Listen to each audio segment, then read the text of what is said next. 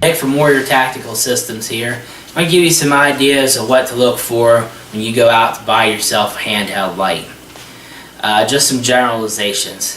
First, we're going to talk about the switch. Now, the location of the switch. You want your switch to be on the end of your light, where you're using your thumb to activate the switch.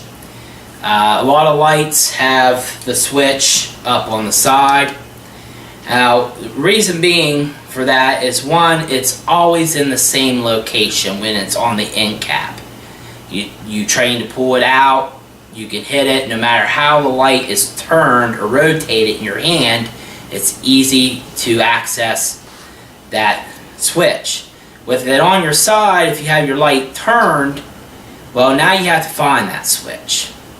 And generally speaking, the lights with the switch on the side, the switch is smaller than when it's on the end cap. You can see this light is much smaller than that one, but yet the switch is over twice the size. So a lot easier to access, to hit, and use under stressful situations. Now, what kind of switch do we want? Well, we want a momentary switch. And a momentary switch means that I can just touch the switch and it'll turn on without completely depressing it.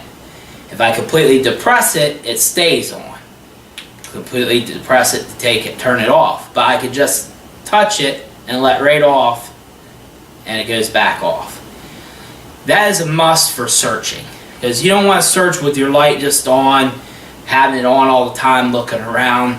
That increases your chances to be a target. You want to be turning your light off and on when you're searching quickly and easily. And there's other techniques that I'm not going to get into, but just for example. So you want that momentary switch. It's a must-have. Well, then also function. When I turn my switch completely on, and then I turn it back off, and I turn it back on again, I want it to work that way. I want it to go off, on, and then back to on in the same light that I had before. Alright? Some switches, like this one, you turn it on, you got a light, you hit it again, now it's green, now it's a little laser, now it's a strobe, now it's off. So I have to hit this switch 4 times to turn it off and on. Alright, that is not what you want.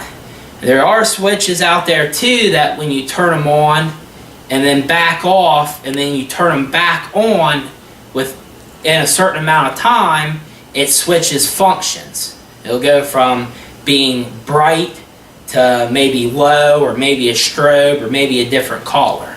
You're not looking for that either. You're looking for, you turn it on, it's on high, you turn it off, you turn it back on, it's on high. That's what you want. You can get ones with different lights. This one here has functions differently. If I hit it twice quickly, now it strobes. Alright, then if I do it 3 times, it's dim.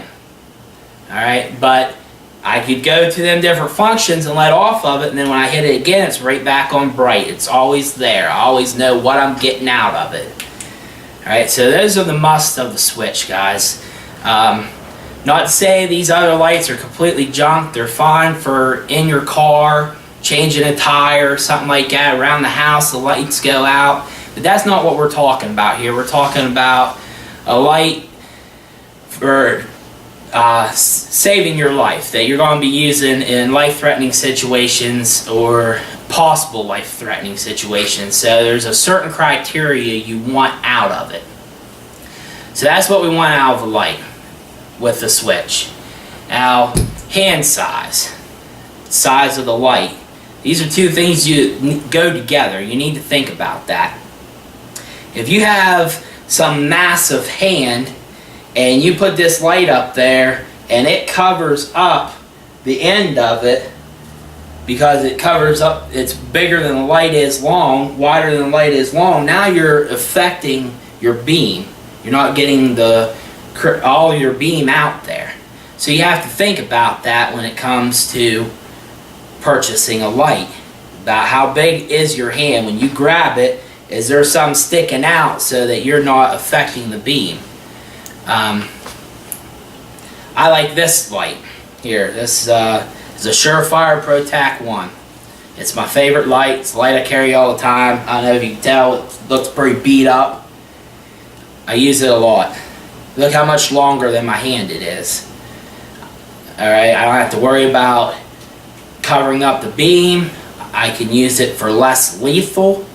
That's another issue. You want to make sure that that light sticks out from your hand, so if you have to use it to strike with, you're hitting with the light and not your hand. Now, that covers the size and the switch. Let's talk about the clip. Clips, there's not a whole lot to say about them other than make sure they are secure. I like having a clip so it stays in one spot. You can know where it's at all times. You can train to access it there. You can grab it quickly without thinking. They do break. They get caught on things when they're on your pocket, and they do break. So, but you can buy extra clips. You can buy aftermarket things that slide over it and have a little ring for your finger and have another clip on it. You can look into them things later on, but just in general, just make sure your clip does secure tight to however you plan on carrying it. Alright, brightness. Now, I've heard a lot of things on brightness. I'm not going to go into an exact lumens. I try to stay under the 200 mark for my personal concealed carry light. But you have to be aware that if you go too bright or too dim, the issues there. Too bright meaning that when you're out on the range and you're shooting at distance and you're out in the open, lots of times people think, well, the brighter the better, I need to be able to see that target.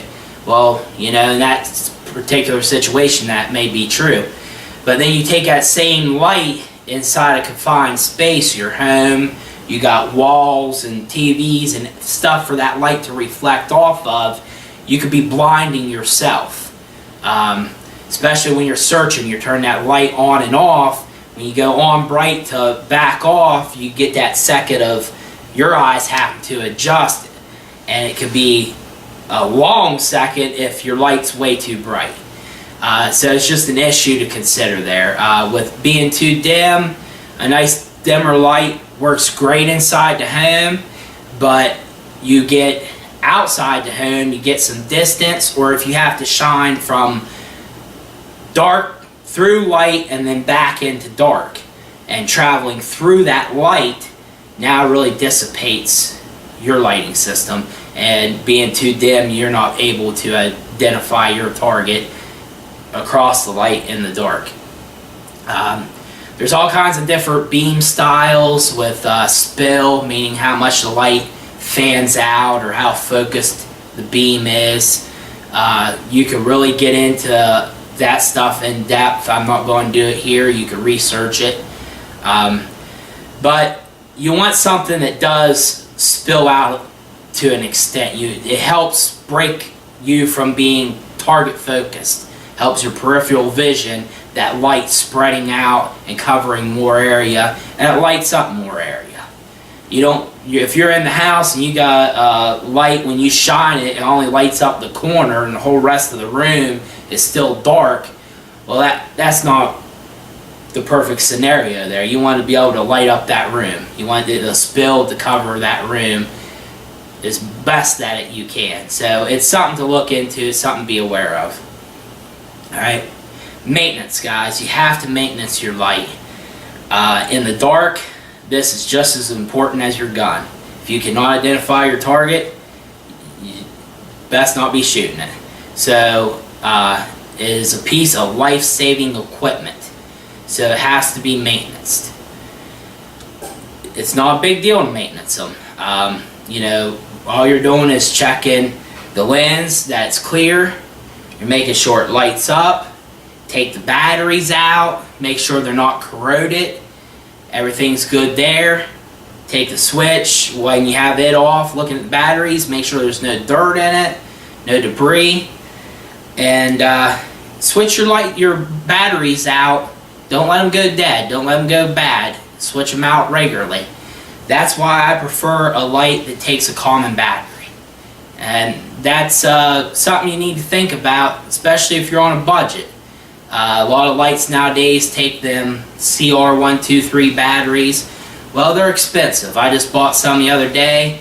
I paid like 15 bucks for 2 of them, where you could get a lot of double A's for that same price. So it was a consideration for me, and it may be a consideration for you.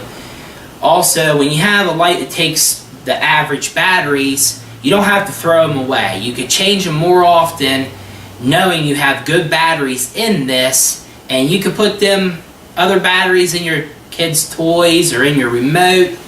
There's all kinds of things around the house that you can use them batteries up on. You're not throwing money away. So the only other thing I want to talk to you about as maintenance is the threads on the switch. I found this out personally because this light here quit working, and here the threads on where the switch screws on was dirty and not making a good contact. I had to clean them with some alcohol, and then I rubbed a little bit of dielectric grease on them. And dielectric grease you can pick up at any auto parts store. It's not expensive. You just real thin layer of that. Don't put it on thick.